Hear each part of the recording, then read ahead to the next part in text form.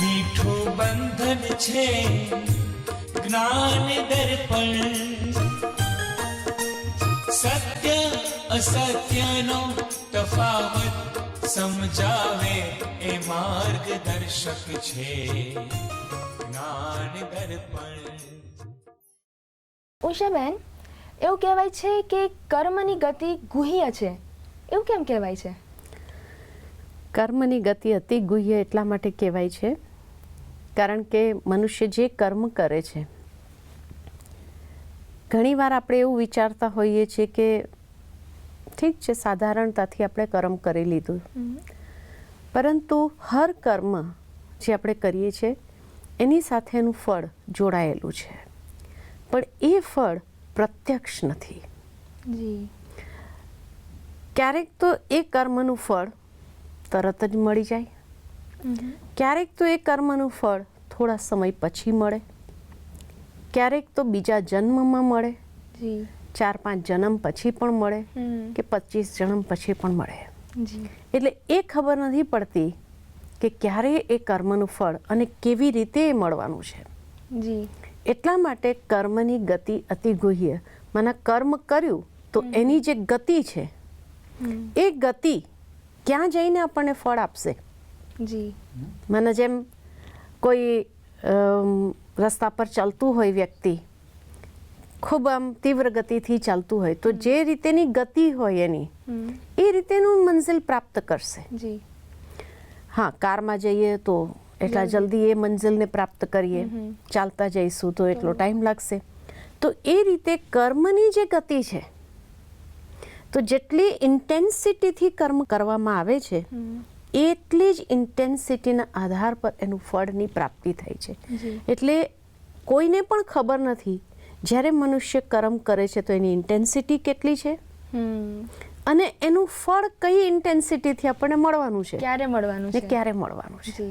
એટલા માટે એની ગતિને ગુહ્ય કહેવામાં આવ્યું કે જે પ્રત્યક્ષ દેખાતી નથી. અને પ્રફુલભાઈ, કહીએ છીએ કે કર્મની આ ગુહ્ય ગતિને જાણવી ખૂબ જરૂરી છે. કેમ જરૂરી છે? હું માનું છું કે આપણે વિકર્મ કરતા અટકી જઈએ.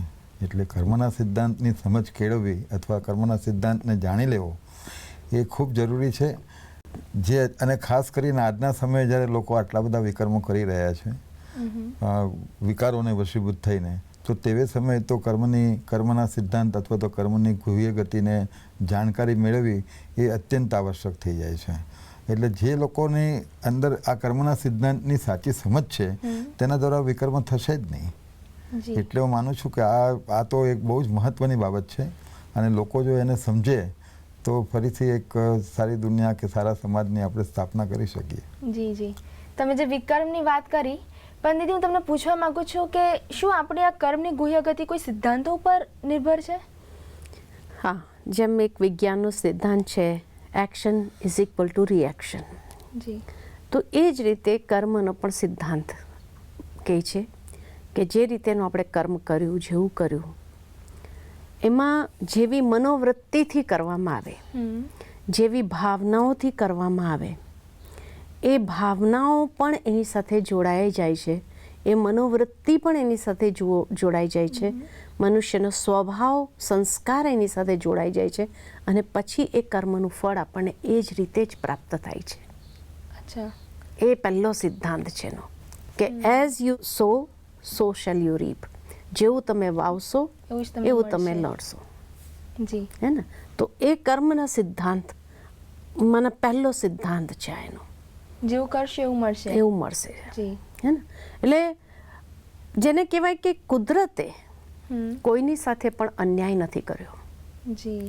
આજે ભલે કોઈ વ્યક્તિ પોતાને બહુ ચાલાક સમજતું હોય કે હું આ જે કર્મ કરું છું કોઈને ખબર જ નથી, પણ ત્યારે ઘણીવાર કહેવાતું હોય છે કે પોતે પોતાનાથી ક્યાં સુધી છુપાવીશું, બીજાનાથી તો આપણે છુપાવી લઈએ કોઈ પણ કર્મ, પણ પોતે પોતાનાથી એ કર્મ ક્યાં સુધી છુપાવશું. તો દર્શક મિત્રો, આજના આ એપિસોડથી આપણે કર્મના સિદ્ધાંતની ખૂબ સરસ માહિતી મેળવી, જાણી લીધું કે કેવા કર્મ કરવાથી કેવું ફળ મળી જશે.